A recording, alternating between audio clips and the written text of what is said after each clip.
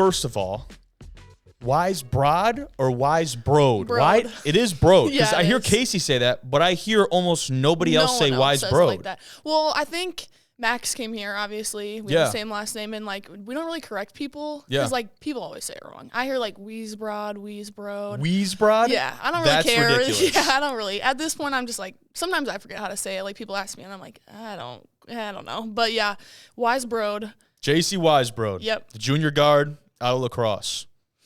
We started, by the way. I don't know if you realized that was the introduction. So, welcome. Glad to have you here. Yep, thanks for having me. Like I told you, we get to talk about you for the next, 15 to 20, whatever it is. So, let's get right into it. Leading scorer for women's basketball right now, and that's something that you've earned, right? You've come in, and we'll talk about the whole process of going through that. Right now, I've seen it in person, maybe more than most.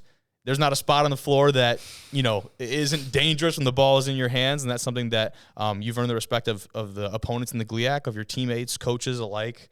Let's talk about that, and I want to start this by thinking like an opposing coach. So you're going into the mind of, someone in the GLIAC or someone else non-conference. I want you to write up a scouting report for yourself. Yeah, I think about this a lot too, especially this good. year. I like it. Last year was kind of easy because obviously we had McKaylee, Mm-hmm. leading scorer in the whole entire program. Like, everyone's focused on her.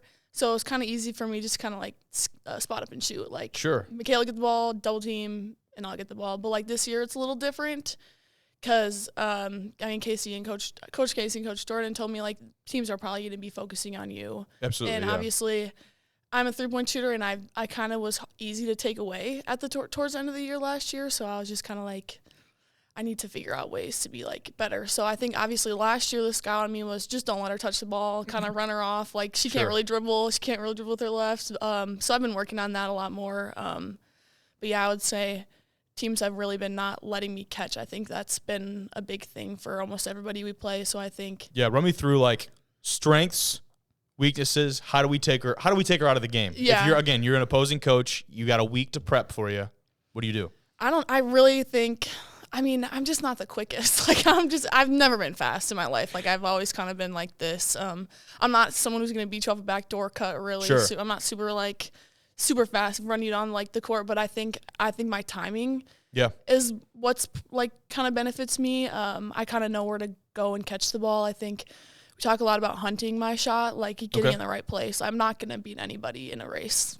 It's pretty plain. So I think just being open, I think it helps me being, like, setting screens. I think sometimes I just need to chill out in the corner, kind of let my team go. You're no longer open by accident, Yeah. right? There's a lot less of, like, right time, right place, give me the ball, I'm going to put it up. Yeah. You have to craft ways now for yourself to find that space and Yeah. separation. How have you adjusted to being, you kind of already talked about it, the focal point offensively for this team? Because when you graduate the best player in program history, all that attention is going to just fall and shift onto your shoulders now. How have you adjusted to that this year? It was a lot different, I would say. Obviously, Jo was not only, like, a good scorer, she was a really good passer. She could find me, but, like, we still have every single player that is on our team can, like, find me and they'll get me the ball. And I think they have, like, an understanding of that, and it's really nice to play with people that, like, want to get you the ball.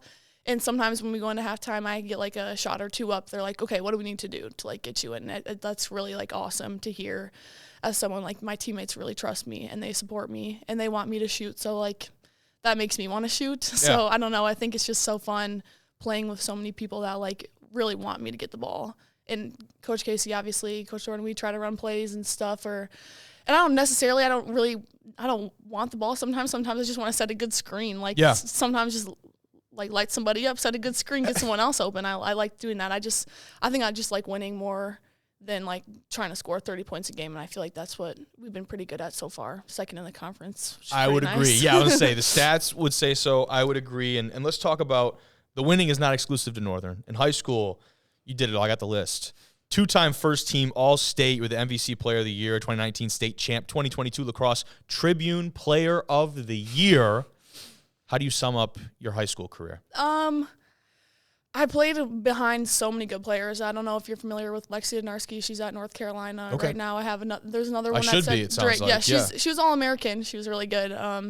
another player at Drake, another player at Montana. So, I mean, we were a pretty loaded team. Absolutely. And I kind of was sit in the corner and shoot threes whenever you get open, which I was fine with that. I think we lost 2 games when she was playing there, and they were both to Paige Beckers. So I guess that's unreal. That's all right. Yeah. But yeah, it was nice to learn from someone who's obviously one of the best in the country, and I think it really taught me so much. And my coach was just amazing, phenomenal. He ran me off so many things and really taught me so much. So high school was a really good experience. I would say there was not a whole lot of lows, kind of a lot of highs, which I guess is not great. I don't know, but it was an awesome experience. I think we made it to state 3 times for basketball. That's awesome. Didn't really get to win. Only won one, but yeah, it's nice knowing like what winning feels like. I think a lot of people kind of don't, and it's just kind of a hard feeling to replicate.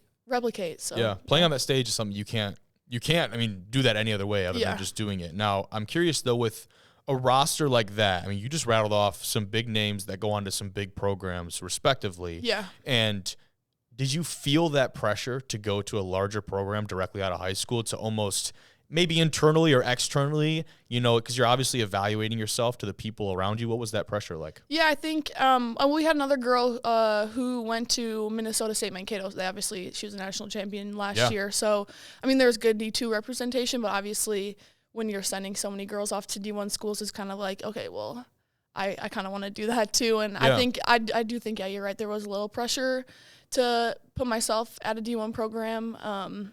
Not really from anyone else, kind of pressure I put on myself. I wouldn't say anybody really forced me and said that you need to go there. Like kind of that D1 or bust mentality. Like I put that on myself. And I mean, looking back on it, I wouldn't regret going to the school that I went to my freshman year, but I don't think it was the greatest fit for me. I think I could have definitely reevaluated and looked at schools like Northern. I never really was recruited by Northern out of high school, so I didn't really know this place was here until my sophomore year. But yeah, I think being around that many like lethal like players, it was kind of like a little pressure I put on myself. Yeah, because I just rattled off, I mean, those are legit accolades at the high school level. And to do that on a really good team with other really prominent playmakers, like, you got to be pretty damn good too. You're not just, coming off the bench and, riding the coattails all the way to the state championship game. That's not how that goes. But yeah, I think it is easy in that situation to fall into that D1 or bust kind of mentality where you're seeing the success of others. And I think today's day and age is probably a better example of that than most, especially when it comes to the transfer portal, which we'll talk about in a little bit.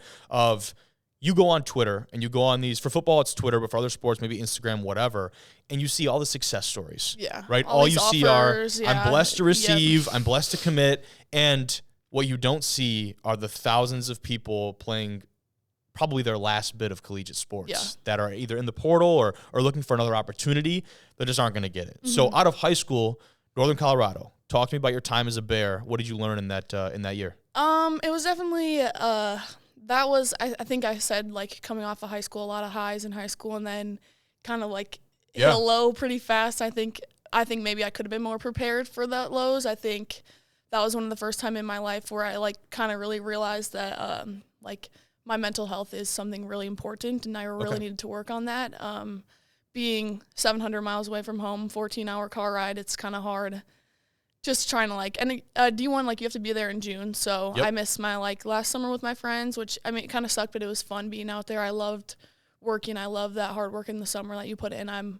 Wasn't really shy about the work, but I think the season started and my foot was broken. I had a stress fracture, so I couldn't play the first half of the season, and then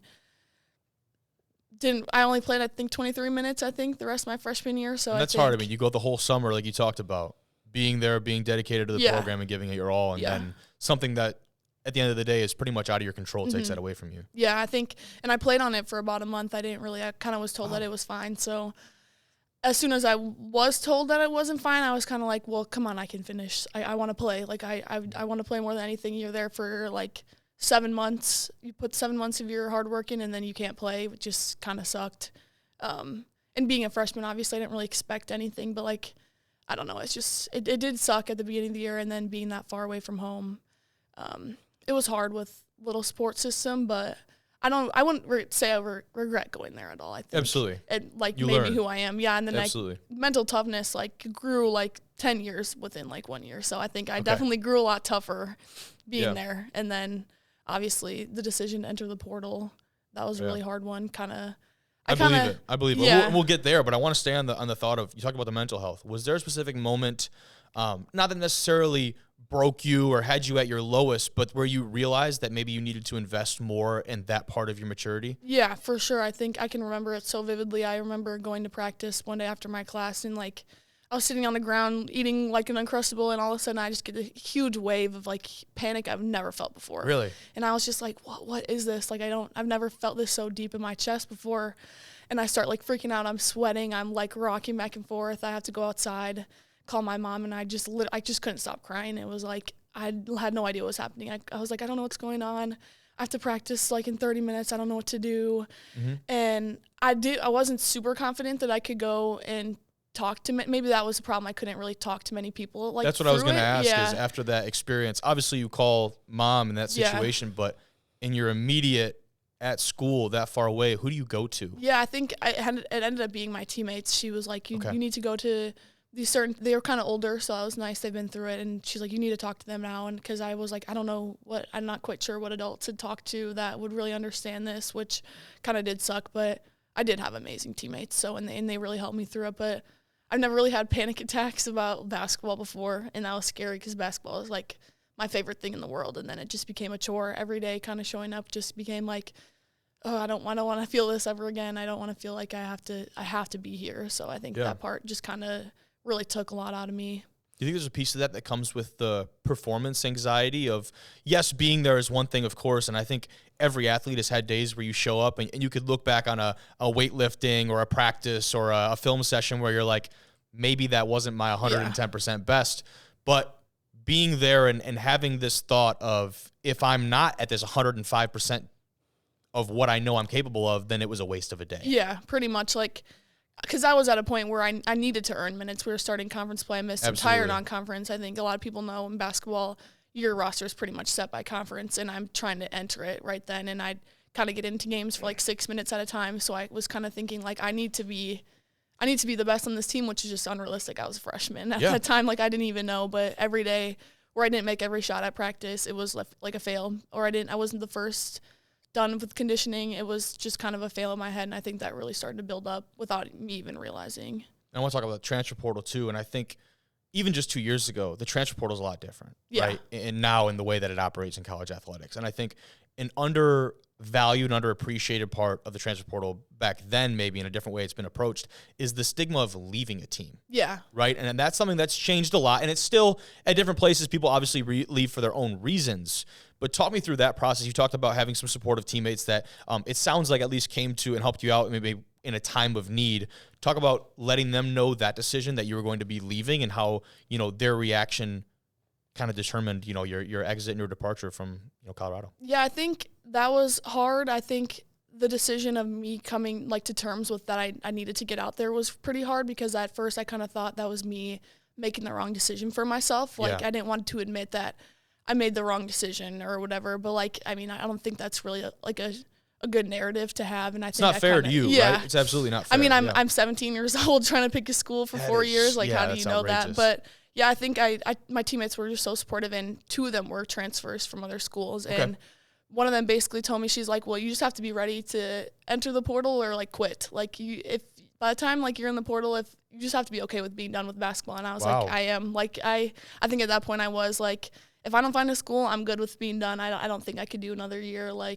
And I think that really stuck with me. I think that was good advice, because it is a serious thing. I think there are a lot of people that jump in the portal for different reasons. I don't want to judge anyone else's experience, because a lot of things you can't really see. But it was a really hard decision, and I talked to a lot of them, and they really kind of helped me work through. And then they're it's a whole nother recruiting process, and I think the recruiting process just kind of sucks. It's just kind of a hard thing, and they're you have to be ready to go through that. Even though it's a little bit of an abbreviated version, obviously, but it's still the same. You hope you still have some context from the original go around, but as we know, the sequel is sometimes not as good as the original. Yeah. It worked well enough for me, but the original is hard. You have to make these small talks. Yep. Sometimes coaches just ghost you, and it's just what did I do? And absolutely. Sometimes they don't want you on visits, so it's why are you talking to me? But I do think that the second time around, no one's really talking to you that doesn't really want you. So I think that was a lot nicer. they just kind of want to get you on a visit like right now. And that was nice. But yeah, I think my teammates helped me so much. If I didn't have them, I honestly wouldn't know what to do, because obviously my parents have never been through that before. Yep. So it was just kind of like, you just kind of have to be ready to be done by the time. Like if you want to enter the portal, like you kind of have to come to terms with that. Yeah, so. I wanted to talk about that. I think the transparency in all of it is probably the most important piece of it. Yeah. And from a coaching perspective, you're right. They cut the BS. There's no fluff when it comes to transfers. You're either coming here to be an immediate impact and playmaker on our team, or you're not. Yeah, they're not There's going to reach out to you. Even after you played 1 year. It's not like you're coming in as a 3-year vet and you have 1 year of eligibility left. Yeah. That mindset across the board for transfers is interesting, and I appreciate when coaches are very transparent in that tell me what your intentions are, and if we meet on that, then this could be a good fit. But if not, I have to go on and find a place that's better off. But I wanted to go back to the advice that your teammate gave you, because I think that's actually incredible. Yeah. In that it sounds very simple in concept. If you are going to enter the transfer portal, you need to accept the fact you might be done playing insert sport name. Yeah. And it's across the board. I don't think it's necessarily advice that just applies to basketball. And right now, I think,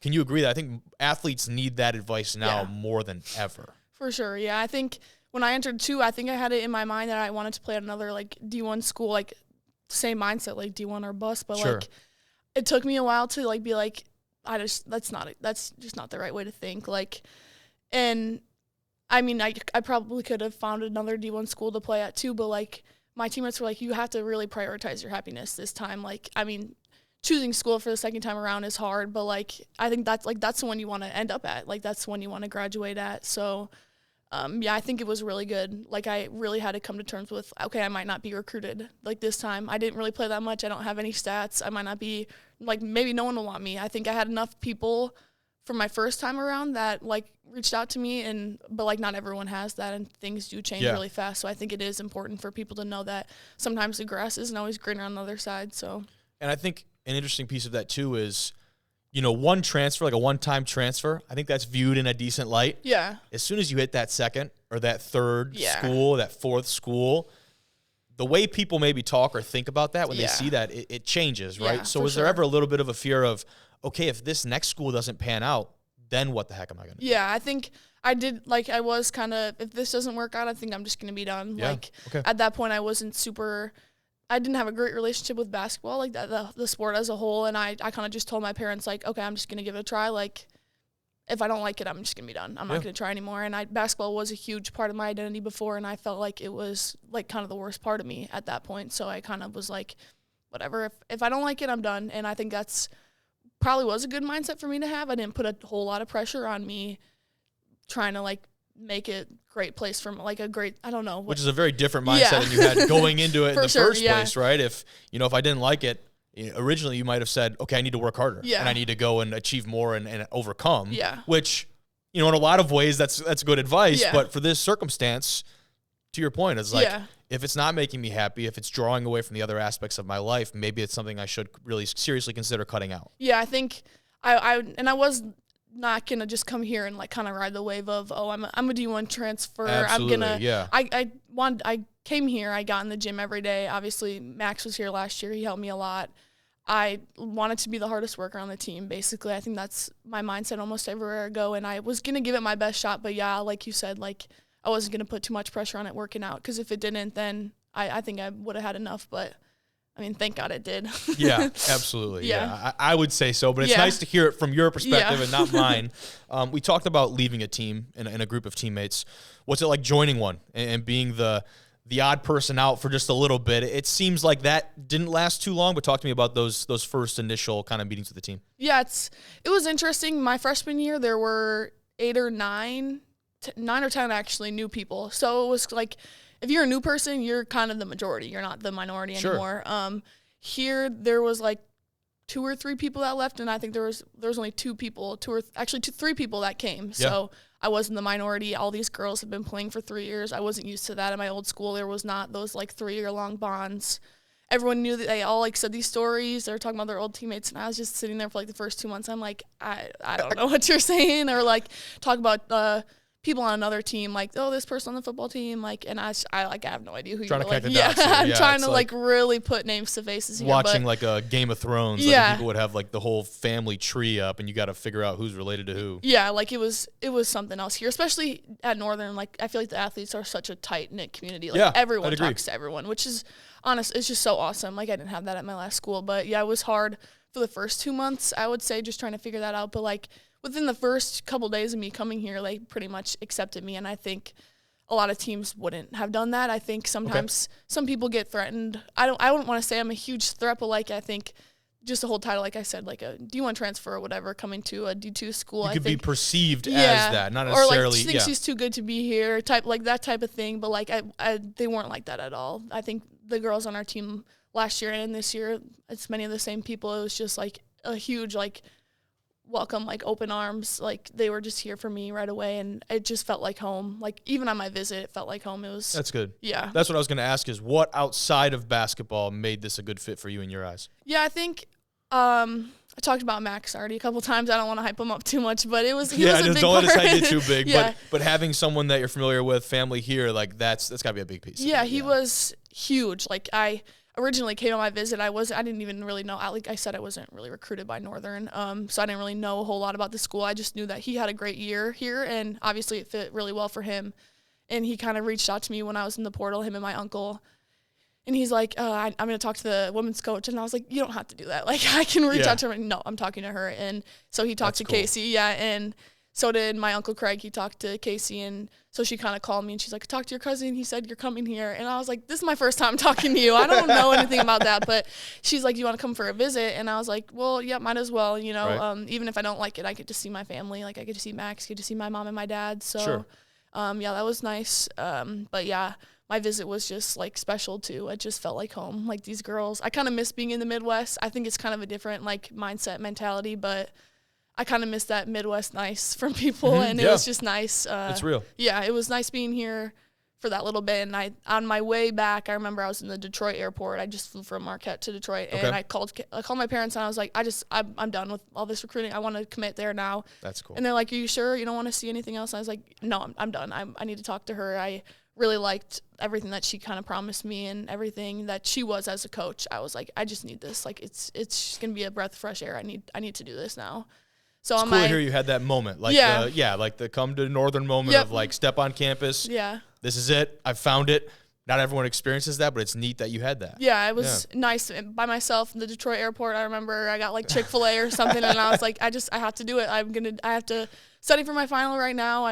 My finals were that same week. I just need to get like this stressful decision out of the way. And I called her, and she was really excited. And I believe that. That I believe. Yeah, I really do. She's like, really? And I was like, yeah, I want to do this. And everything kind of followed from there. She kind of sent me all the paperwork and stuff, and it was pretty smooth. So I think what's neat about that too, and going back to pull back from further in our conversation of having one of your toughest moments before practice when you have this wave of panic and all these feelings that wash over you, and in one of your toughest moments, and you call obviously your parents immediately to navigate that, and now you just, not too long after that, and I don't want to say you're on top of the mountain, but you're at a very different place. Yeah. And so experiencing all of these emotions when you're by yourself physically, when you can call your parents and you can call people who are in your support system, but they can't be there with you. They're 100-some miles away. Yeah, absolutely. So what do you learn about yourself in those moments where you have to experience a lot of different emotions in a relatively short time span, and you physically,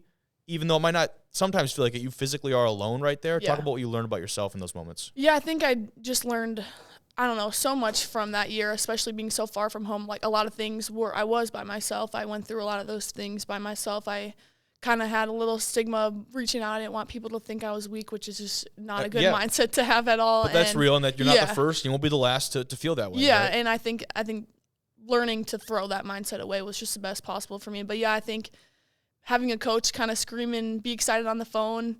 Yeah. And then 2 months earlier, I just had a panic attack going to practice. It's just like a crazy wave that you ride, and it was just really awesome to hear someone like really want me that bad, kind of from feeling really unwanted and no one really wants me there, to having someone just really excited by my like future presence was just super awesome. Yeah. Just the fact that you said you were going to be there. Like that's, that's it. Like me telling you I'm here, that's enough to elicit that kind of reaction. That's cool. Okay. Now we can talk about being here, playing here. You come in, you make a big impact in year one. How do you grow into that role of, we had talked about Joe's involvement earlier, McKaylee, and you kind of develop that role as the spot-up shooter, the one that gets open at the right time, can hit the big bucket. How do you grow into that role in year one with the Cats? I kind of said before, like, I just wanted to be in the gym as much as I could. I think sometimes maybe I was in there too much. I got, like, weird little injuries from, like, being in there, but, like, nothing that really held me back too much. And I think I was just, that first half of the season was not awesome for me. I started and then I kind of got pulled from the starting, which it happens. Yeah. It happens to people, but I think it was somewhat hard on my confidence. Especially going from D1 to D2, right? And there's a part of your brain that is most likely like, I'm not starting and I'm here, where I had an opportunity there to, it's tough to get over that. Exactly. I was kind of like, maybe this college basketball thing isn't for me. I kind of was averaging like 5 or 6 points. Coach Casey did promise like that I would be a scorer. Like that was what she promised me on my visit. And I kind of felt like I was letting her down and I was letting our team down by, I don't know, people thinking that I was going to do something great, and I just wasn't doing great at all. And I just kind of was sad about it. And then Max kind of was just like, just stop feeling bad for yourself. Let's get in the gym. We're going to work it out. Like it's always going to pay off. And I think that's another big thing that I learned. Like your hard work is always going to pay off. Getting in the gym, that's always going to pay off. And I think I remember we played Ferris State the first time. I just remember like a switch kind of flipping, like, okay, like I can do this. And then like coincidentally, Mackenzie got hurt at that same game. So I was moved back to the starters. So on that second wave of starting, I think that weekend I was averaged like 20 some points on the road. So that was kind of like, okay, like I can do this. Like college basketball is meant for me. Yeah.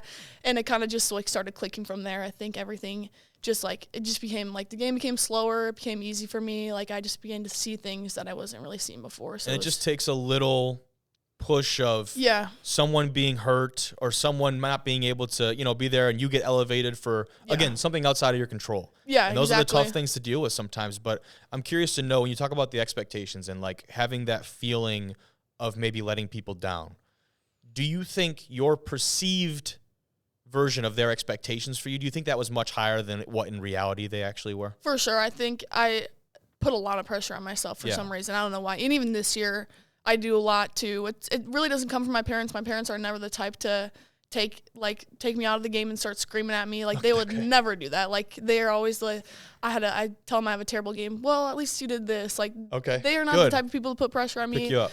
Casey's not. None of my teammates were. I think I put it on myself that I needed to come in and make an impact immediately. And college basketball is a lot different than high school. Like it is a hard thing to admit. Like I could average 20 in high school. I can't really just come in and do that here. So I think it just really took that like switch to flip. And obviously it does suck teammates getting hurt, but that is kind of an opportunity for you to step up. Absolutely. And I kind of took that in myself, like, okay, this is my time. Like it's kind of now or never at this point of the year. Like I need to get going, and I did. And it was just awesome. Kind of, that was really seeing my hard work pay off. Yeah. And it kind of felt like, at least for me, the culmination of that down at Grand Valley for that first round of the tournament game, 29 points for a career high for you. And talk about like anywhere on the court. Like it was just ball in your hands, bucket, turn around, repeat.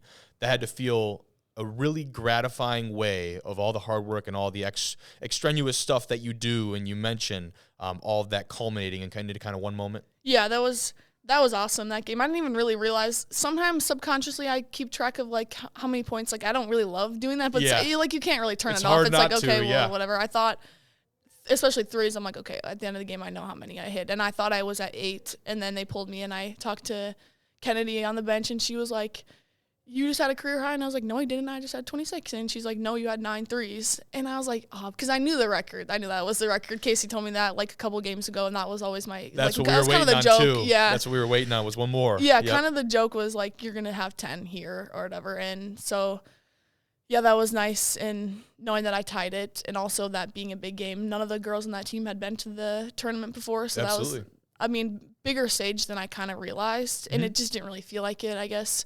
I mean, not a lot of them were kind of like step backs. Everyone had to find me. Another example of that, people just kind of found me, and I was feeling good. Just letting it fly. Yeah, I could tell. And so were your teammates. And that, like you said, like that to have that individual accomplishment paired with this great moment for the team, what else can you ask for, right? Where those align, and that's what sports are so special. So I asked Coach Thousand to give me a couple words to describe you. You want to give me a guess?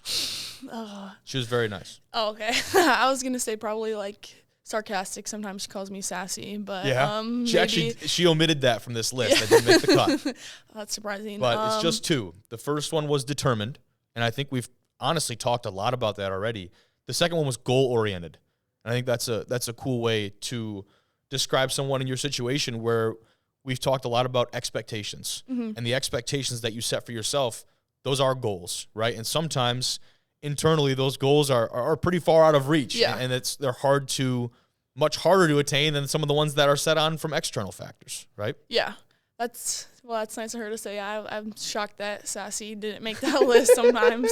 But she has been helping too. She always asks us to like, what are our goals before the games? And I always kind of have something in my head, like, and then like long-term goals. What do we want at the end of the year? I think that's always been in my head, and I like to determine too. I think I really like to win, so I think helping everyone else to get there, it's just been so fun, especially having a team that's willing to really buy into everything and not just kind of want to ride the wave. I think that's what's happened this year a lot too. Everyone really just wants to win, and that's just awesome to be surrounded by people like that.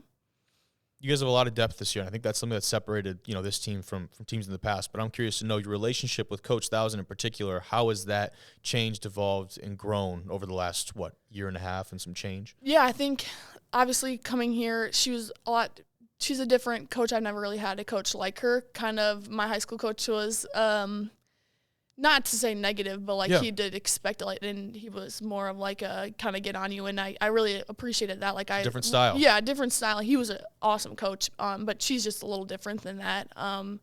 But yeah, it's been kind of nice, getting to grow the relationship with her. And I think at the beginning of the year, she told me this a couple weeks ago that I never really talked at the beginning of the year, and I was like, well, you probably want that now. I probably talk honestly too much, but it's been nice having her and Jordan help me out with everything, trying to make me a better player, trying to help expand my game and help me grow as a person. I think there's been a lot of times where I've kind of been on that low, and they've seen me like that, and it's nice not to be not punished, kind of not punished, but showing that weaker side of me that I can't really control. Held accountable. Yeah, and just support me through everything. Support me through my classes, support me through just some hard times mentally, injuries. I've had a lot of weird things taking me out this year, so I think it's been nice to not think that they're mad at me for that. Absolutely. The support comes first, and then the accountability can come after that when you build up that rapport, and that's important. But I wanted to talk about, we mentioned earlier, you being on this loaded high school roster, right, and being someone who, the eyes might be taken away from you. That's where you could spot up, be dangerous, have some of those, big-time scoring opportunities. McKaylee Kuhn, draws attention, double team, dish out to you, pop up, hit from the corner, wherever that is. This year, it's different, and that you're going to be the one that draws the eyes. That coming into this year. How did you transition into that role, and did you have any kind of apprehensiveness about, being that kind of featured piece offensively for this Wildcat team? Yeah, my junior and senior year, it was kind of like that for me. I kind of those girls graduated, and it was me and the other girl. She is at Montana right now, so obviously a really good player. So it's kind of her and I figuring out how to get rid of these face guard, the triangle and two, diamond and box and one. Box and one, box and one. Some games, and it's just but obviously my coach was so good, and I take a lot of pointers from him just to kind of make myself not guardable. I think that's a big thing that he pushed. Me standing on the three-point line, I'm pretty easy to guard. I just stand there and shoot, but I can't do that anymore, and I can't do that now. So I think being unguardable is just something that I really keep every single day and going into practice. How can I do this? And obviously, sometimes playing against in practice is harder than games. These girls we honestly know each other too well. They know everything I'm doing. I think some of the players, they can just lock me up better than anybody. So it's nice being against someone like Alyssa Nims or Kayla Tierney. Those two just give me such a hard time. I literally can never score on them. So it's nice having people push me, and then you get to games and it's just it's a lot easier than practice. So that's awesome having people push me too. Now we get to look into the future a little bit. What's next after basketball? I don't know. I have another year. Or we cross that bridge when we get there. I'm thinking that too, but I have another year of eligibility. I'm a junior. Obviously, I have another year. May apply for another year. Hardship waiver, it might be a hard thing, but I obviously love it here in Marquette. I love Michigan. I've really grown to love it. I didn't even know this place was up here 2 years ago, but yeah, I love it up here. And I did love it out west too, so I think not necessarily really move back home, but kind of explore my future somewhere far from home, which has been good for me so far. I think maybe staying in Marquette, exploring my options up here, moving somewhere far away. I kind of like being taken out of my comfort zone a little bit. So, yeah, I don't know. Job-wise, I don't know. Even now, I'm a little stressed out about it. But, yeah, I think kind of don't need all the answers, right? Yeah, hopefully, yeah. Hopefully they come to me eventually and figure it out now. But, yeah, I'm not trying to worry my brain too much because I can just spiral for hours. But, yeah, it's – let's not do that. Let's we still got hoops to play. And let's put everything into that. And I'm very much like a be where your feet are person, right? Exactly, me too. I never want to be 1 foot in, 1 foot out, always looking for the next opportunity or for what's next. I think that says a lot about someone who can just be present and give everything to their current situation. Yeah. But, I think that's important. But I wanted to ask, too, as far as your journey, we've gone from high school to now, and you still got a lot to be written. Like, this thing is not over. But talk about what you're maybe most proud of yourself throughout this process. It could be a specific moment or a trait that you've developed. I think I'm most proud for sticking it through my freshman year. That was easily the hardest time, most adversity I've ever faced in my life, and I could have just gone home, asked my mom, I need a ticket home right now. I can't do this anymore. I think I was proud of myself for sticking it out, even though I didn't get the playing time I wanted. I stuck out the whole season, and I got a lot tougher from that mentally. I think it gave me a lot of tools to use now, and I think I'm proud of the decision that I made to come here. I think it was honestly one of the best decisions of my life, and I'm glad that it's worked out so well.